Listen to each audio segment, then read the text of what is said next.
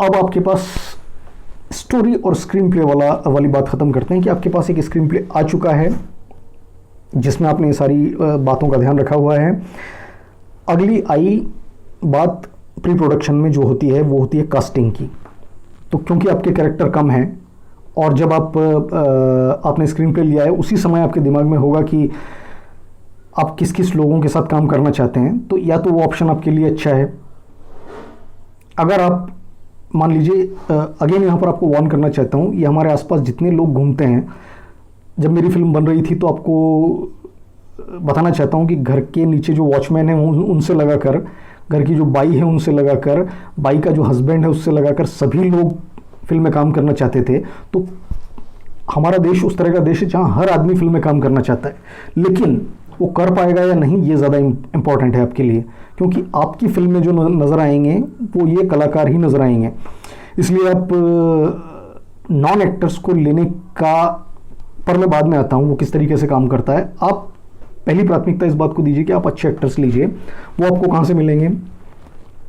Again या तो आप किसी फिल्म स्कूल से जो एक्टिंग के स्टूडेंट्स होते हैं उनको कास्ट कर लीजिए, राइट। या फिर आप मान लीजिए आप जिस शहर में रहते हैं वहाँ आसपास कोई फिल्म स्कूल नहीं है, तो आप उन लोगों को कास्ट कर लीजिए जो थिएटर करते हैं। थिएटर वाले जो होते हैं वो जनरली, क्योंकि उन्होंने स्टेज पर खड़ा होकर लार्ज नंबर ऑफ ऑडियंस को फेस किया हुआ होता है, तो वो जनरली अच्छा काम कर सकते हैं। तो ये दो जगह फिर से आपके पास है जहाँ से आप एक्टर्स ले सकते हैं। हमने टूटे कांच में कास्टिंग किस तरह से की थी आपको बताता हूँ, बहुत इंटरेस्टिंग है। मैंने एक वीडियो रिकॉर्ड किया था, वो वीडियो भी बड़ा इंटरेस्टिंग है। रिक्वायर्ड ज़रूरत है, ये उस वीडियो का नाम था। इस वीडियो के आखिरी में मैं उसकी एक लिंक डालता हूँ, आप चाहें तो देखिए। उस वीडियो में मैंने उस वक्त चूंकि मैं अकेला ही चला था जानिबे मंजिल मुझे, बाद में काफ़ी सारे लोग मिलते गए और कारवां बनता गया। तो उस वक्त श्री एम मूवीज़ में मैं सिर्फ अकेला आर्टिस्ट था, तो उस पूरे वीडियो में भी मैं अकेला ही हूँ। और उस वीडियो को देखने के बाद काफ़ी सारे लोग आए, मुझसे मिले। उन्हीं लोगों में से सारी कास्टिंग जो थी टूटे कांच की वो की गई है। तो एक लिंक मैं डालता हूँ इस वीडियो के आखिरी में, जो रिक्वायर्ड ज़रूरत है वीडियो, कि हमने कास्टिंग के लिए लोगों को किस तरीके से बुलाया। आपको जानकर आश्चर्य होगा कि मैंने लोगों से फ़ीस डिमांड की, उल्टी फ़ीस डिमांड की कि आप लोग फिल्म में काम करना चाहते हैं, आप लोग सीरियस हैं कि नहीं? अगर आप सीरियस हैं तो इतना फलाना ज़्यादा नहीं था, 3000 रुपया था। लेकिन वो देखिए वो क्यों लिया गया था वो भी उस वीडियो में आपको मेंशन किया गया है। सबसे नहीं लिया गया, वो भी कुछ गिने चुने लोगों ने, गिने चुने भी नहीं, 1 या 2 लोगों से बाद में लिया गया। बाकी जो लोग आए, हमारा मकसद था लोगों को इकट्ठा करना। वो 3000 रुपये से हमारा कुछ बनना बिगड़ना नहीं था, लेकिन वो वीडियो आप देख सकते हैं। उसके बाद जब ये सारे लोग आके, काफ़ी सारे लोग इकट्ठे हुए मान लीजिए, अब आप कैसे ये चुनेंगे कि कौन सा कलाकार आपके लिए सूटेबल है? तो उसका सबसे अच्छा तरीका ये है कि आप स्क्रीन टेस्ट लीजिए। चाहे आप थिएटर से आर्टिस्ट बुलाइए या आप फिल्म स्कूल से बुला लीजिए या कहीं से भी बुला लीजिए, लेकिन उनका स्क्रीन टेस्ट लीजिए। और स्क्रीन टेस्ट ये नहीं कि आप महेश भट्ट बन के चेयर पर बैठे हैं और सामने वाले को चल बोल, जो आता है वो बोल। ये सब स्क्रीन टेस्ट मत कीजिए। कैमरा चालू कीजिए या मोबाइल चालू कीजिए, जो भी आपके पास है, उसको डायलॉग दीजिए। जो कैरेक्टर आप उससे करवाना चाहते हैं आर्टिस्ट से, वो डायलॉग उसको बोलने दीजिए और उसको शूट कीजिए। वो शूटिंग की जो फुटेज है उसको बाद में आप वापस जाकर चेक कीजिए। इस तरीके से आप 4 कलाकारों ने मान लीजिए ऑडिशन दिया है किसी पर्टिकुलर रोल के लिए, तो उनमें आप तुलना भी कर सकते हैं कि ये ज़्यादा अच्छा है या ये ज़्यादा अच्छा है। अगेन का उदाहरण दूंगा। अब मैंने बनाई वही फिल्म है फिलहाल, मतलब मैंने पहले जो फिल्म बनाई वो तो मैंने लिखी थी, लेकिन मैंने एज अ डायरेक्टर जो फिल्म बनाई है वो टूटे कांच ही है अभी तक। और अगली फिल्म जो है वो मेरी अभी प्री प्रोडक्शन में अगेन। तो उसी का उदाहरण दे सकता हूँ कि हमने एक कलाकार का स्क्रीन टेस्ट लिया। और इस वीडियो के आखिरी में फिर से मैं एक लिंक ये भी डाल दूंगा कि हमने जितने आर्टिस्टों का स्क्रीन टेस्ट लिया था वो किस तरीके से लिया था। छोटे छोटे वीडियोस हैं, आप देखिए। और वो वीडियो उन्हीं कलाकारों के हैं जिन्हें बाद में हमने कास्ट किया फिल्म में, राइट। तो वो वीडियोस देखने के बाद आपको पता चलेगा कि सारे के सारे कलाकार जो थे हमारे, वो उसी तरीके से आए हुए थे और उनका स्क्रीन टेस्ट लेने के बाद उन्हीं ने हमारी फिल्म में काम किया है। डन। सो कास्टिंग। अब सवाल ये उठता है कि ये लोग फ्री में क्यों आएंगे? देखिए, आप कोई यश चोपड़ा या सुभाष घई तो है नहीं जो आप अमिताभ बच्चन को कास्ट कर रहे हैं, राइट?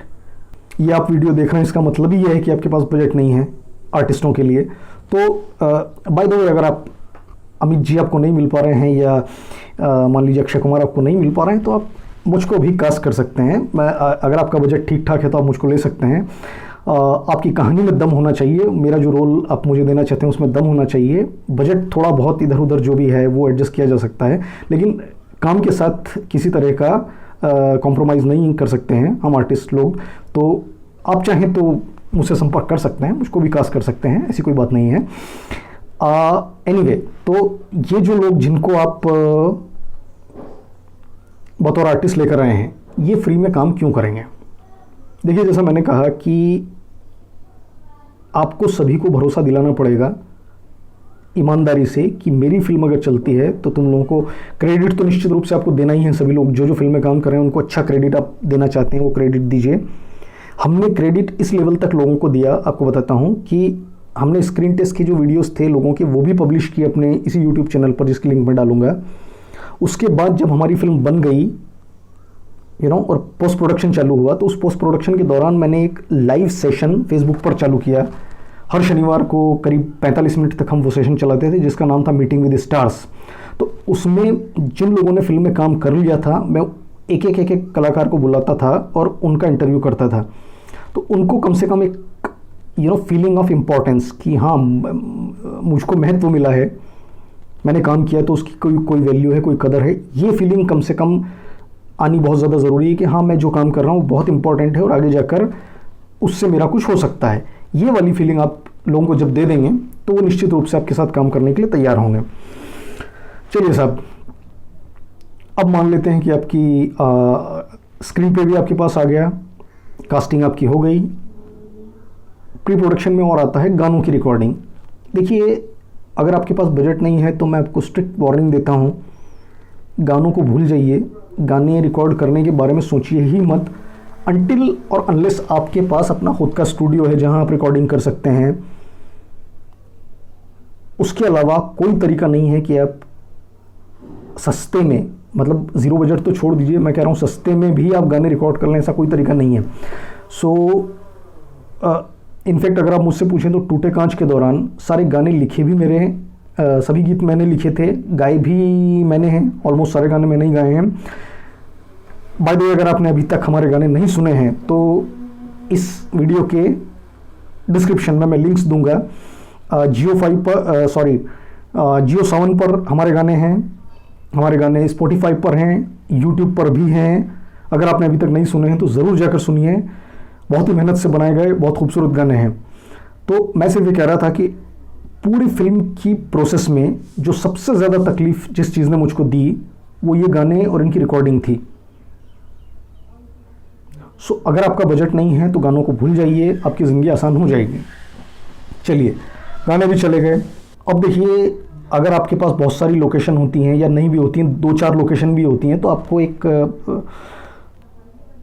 शूटिंग शेड्यूल बनाना ज़रूरी होता है। वो आप बना लीजिए, किसी भी तरीके से आप बनाना चाहें। आप ये जो फिल्म बना रहे हैं ये पारंपरिक फिल्म नहीं बना रहे हैं, मतलब ट्रेडिशनल तरीके से नहीं बना रहे हैं। बड़ी फिल्म जो होती है उसमें मान लीजिए एग्जीक्यूटिव प्रोड्यूसर जो हैं या असिस्टेंट डायरेक्टर वगैरह जो हैं, वो सारा शूटिंग शेड्यूल बनाना और ये सारा काम करते हैं। लेकिन क्योंकि आपके पास लोगों की कमी है और आपको सारा काम खुद ही करना है, इसीलिए मैंने कहा कि आप लोकेशंस बिल्कुल कम रहिए। शूटिंग शेड्यूल का मतलब आपको मोटे तौर पर बता देता हूँ क्या होता है, वो कर लीजिए। मान लीजिए आपके पास 3 लोकेशन हैं, बड़ी फिल्म का उदाहरण देता हूँ। आप अपने हिसाब से आप 2 कमरे की लोकेशन है आपके पास, मान लीजिए एक कमरे में आधे सीन है और आधे सीन दूसरे कमरे में है, उस तरह का काम आप करेंगे। लेकिन शूटिंग शेड्यूल में क्या होता है कि एक मान लीजिए मेरी फिल्म है जो 3 लोकेशंस पर शूट होगी। एक मान लीजिए वाशिंगटन डीसी में शूट होगी, दूसरा नेपाल में शूट होगी, तीसरा जो है वो वेनेजुएला में शूट होगी, मान लेते हैं आइलैंड में शूट होगी। और मेरे पास जो कलाकार हैं वो हैं अमित जी हैं, शशि कपूर हैं और अमरीश पुरी, ये 3 कलाकार हैं। तो शूटिंग शेड्यूल का मतलब मुझे सबसे पहले लोकेशंस देखनी पड़ेंगी कि मेरे पास 5 लोकेशन है, मुझको 5 अलग अलग लोकेशन पर जाकर शूटिंग करनी है। तो मैं पहले एक लोकेशन लूँगा, ओके, उस लोकेशन के जितने सीन्स हैं उन सारे सीन्स को मुझे एक तरफ निकालना पड़ेगा स्क्रीन प्ले में से। एक पर्टिकुलर लोकेशन के सारे सीन आप निकालते चलिए, दूसरी लोकेशन के सारे सीन लोकेशन वाइज आपके इकट्ठे हो जाएंगे। फिर आप उस एक पर्टिकुलर लोकेशन पर, मान लीजिए मैं नेपाल गया, नेपाल में 20, 21, 22 तारीख नवंबर की मेरे पास हैं जो अमित जी ने दी हैं और अमरीश जी और शशि कपूर साहब तीनों ने मुझको तारीख दी हुई है। ओके, तो नेपाल जाकर सबसे पहले मैं नेपाल की जितना भी लॉजिस्टिक है वो सॉर्ट आउट करूँगा कि हाँ वहाँ जाना है, इस होटल में रुकना है, इंस्ट्रूमेंट हम साथ में ले जाने वाले हैं या वहाँ जाकर बंदोबस्त करेंगे, वो सब होता है। और नेपाल में इन तीनों दिनों में इन 3 लोगों के जो 7-7 सीन हैं वो सबसे पहले मैं शूट कर लेता हूँ। अब 3 दिन ख़त्म होने के बाद मान लीजिए अमित जी चले जाते हैं, तो बचते हैं शशि कपूर साहब और अमरीश जी। इन दोनों के इकट्ठे जितने सीन हैं वो मैं शूट कर लेता हूँ। फिर अगले दिन शशि कपूर साहब भी चले जाते हैं, अमरीश पुरी बचते हैं, तो उनके जितने सीन हैं नेपाल में मैं वो निकाल लेता हूँ। ओके, इसके बाद मेरा नेपाल का शेड्यूल ख़त्म हो जाता है। इसके बाद मैं अगली प्लानिंग करता हूँ कि मुझको अब आइलैंड पर जाना है और वहाँ पर जाकर स्विट्ज़रलैंड जाना है, वहाँ जाकर नई जो शूट करनी है उसकी प्लानिंग करता हूँ। आपके केस में क्योंकि आपकी किस्मत तेज़ है और आपने कम लोकेशंस ली हुई हैं, एक कमरे में हैं और दूसरे कमरे में है मान लीजिए, इस कमरे में जितने सीन शूट होने वाले हैं वो आप अलग कर लीजिए और उस कमरे के अलग कर लीजिए। और जितने आर्टिस्ट इस कमरे में जितने सीन हैं उनको उस हिसाब से आप तारीख वगैरह बता दीजिए कि इतनी तारीख को हम ये शूट करने वाले हैं और उतनी तारीख को वो शूट करने वाले हैं। तो आपका कम से कम चाहे एक कमरे से आपको दूसरे कमरे में जाना है, लेकिन आपको कैमरा, लाइट्स, ये सारे इंस्ट्रूमेंट एक जगह से दूसरी जगह बार बार नहीं ले जाने पड़ेंगे। तो ये शूटिंग शेड्यूल बना लीजिए। उसका स्टैंडर्ड तरीका होता है, लेकिन वो स्टैंडर्ड तरीका जाने दीजिए, आप अपने हिसाब से कोई एक्सेल शीट में या पेपर पे बना लीजिए। कॉमन सेंस से जितना आप काम करेंगे उतना ज़्यादा आसानी से काम होगा। ये आपने बना लिया। अब आखिरी चीज़ जो है जो प्री प्रोडक्शन में आती है उसके बारे में बात करता हूँ, शॉर्ट ब्रेकडाउन। देखिए, एक निर्देशक की जो ब्रेड एंड बटर है, जो मूलभूत जिम्मेदारी है, वो है शॉर्ट ब्रेकडाउन करना, मुझसे पूछा जाए तो। क्योंकि बाकी सारा जो काम होता है वो तो मैनेजमेंट वाला है। मान लीजिए कि स्क्रीन राइटर ने लाकर मुझको स्क्रीन प्ले दे दिया, एक कैमरामैन को मैंने खड़ा किया जो कैमरा चला लेगा और शूट कर देगा, उसके बाद मैं पोस्ट प्रोडक्शन के लिए एक एडिटर को दे दूंगा, वो पोस्ट कर देगा। मैंने क्या किया, what have you done as a director, आपका डायरेक्टर के रूप में क्या योगदान है। तो वो योगदान ये होता है कि पूरी फिल्म की लुक एंड फील कैसी दिखाई देगी, ओके, ये निर्देशक निर्धारित करता है। मान लीजिए आप एक कंपेयर करके देखिए कि रामू जी एक फिल्म बनाते हैं जो लव स्टोरी है, ओके, तो वो लव स्टोरी कैसी दिखाई देगी, रंगीला जैसी दिखाई देगी। लेकिन वही लव स्टोरी अगर यश चोपड़ा बनाते हैं तो कैसी दिखाई देगी, लम्हे जैसी दिखाई देगी। ये फ़र्क होता है, राइट। वही लव स्टोरी अगर करण जौहर बनाएंगे तो वो ब्राइट तरीके से चारों तरफ शाइनिंग के साथ लाइट्स, चारों तरफ खुशनुमा माहौल, गुलाब के फूल, उस तरह के माहौल में बनाएंगे। तो एक एक निर्देशक का ये जो होता है, ये निर्देशक की ब्रांडिंग होती है कि हाँ, ये पर्टिकुलर निर्देशक जो है इस तरह की फिल्म बनाते हैं। तो ये आपको दिखाने का तरीका जो होता है आपके पास, वो ये होता है कि उस फिल्म की ओवरऑल जो लुक एंड फील है वो कैसी आएगी। उसको निर्धारित करने के लिए आपको सबसे बड़ा जो टूल है आपके पास वो होता है शॉर्ट ब्रेकडाउन। आप किस तरीके से शॉर्ट ब्रेकडाउन करते हैं, इस पर बहुत सारा दारोमदार फिल्म का होता है। शॉर्ट ब्रेकडाउन का क्या मतलब होता है आपको शॉर्टकट में बता देता हूँ। कैसे करना है आप कर लीजिए। अगर आप चाहते हैं कि मैं आपको बताऊं कैसे करना है तो आप एक कमेंट लिखकर मुझको बताइए, इस वीडियो के नीचे कमेंट लिखकर बताइए कि हाँ आप वीडियो देखना चाहते हैं इस बारे में। तो मैं निश्चित रूप से उस पर फ्यूचर में वीडियो बनाऊंगा कि कौन कौन किस किस तरीके से शॉर्ट ब्रेकडाउन लोग कर रहे हैं और सबसे मॉडर्न टेक्निक क्या है, मैंने कौन सी टेक्निक का इस्तेमाल किया, वो सारा आपको बताऊँगा। फिलहाल के लिए सिर्फ इतना बताता हूँ कि मान लीजिए एक सीन है आपका जिसको आपको शूट करना है, ओके। अब इस सीन को मैं कितने अलग अलग एंगल से शूट करूंगा, राइट। जैसे अभी आप मुझको देख रहे हैं, मान लीजिए आपको मेरा क्लोजअप लेना है, ये देखिए, ये एक्सट्रीम क्लोजअप है मेरा, this is called extreme close up, this is called close up, और ज़्यादा पीछे चला जाऊंगा, मेरे हाथ पैर मतलब ओवरऑल बॉडी अगर दिखाई देगी सारे आर्टिस्टों की, तो उसको कहा जाएगा लॉन्ग शॉट।